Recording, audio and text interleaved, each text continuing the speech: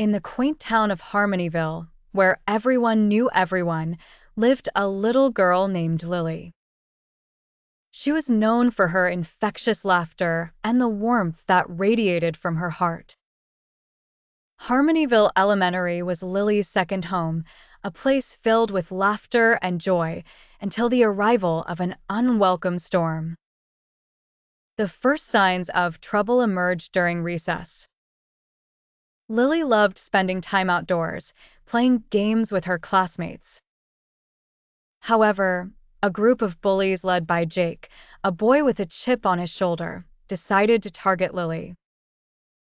They would gather around her, taunting and making cruel comments about her appearance.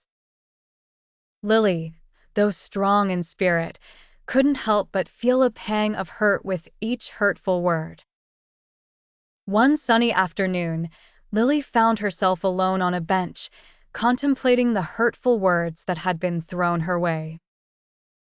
That's when Emma, a kind-hearted girl with a genuine spirit, approached her.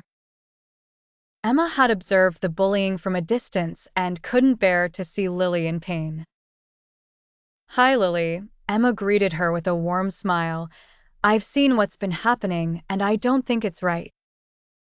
You don't deserve to be treated that way." Lily, surprised by the unexpected support, looked up, her eyes brimming with tears. Emma sat down beside her and continued, "You know, my mom always says that people who hurt others are often dealing with their own pain. It's not about you, it's about them."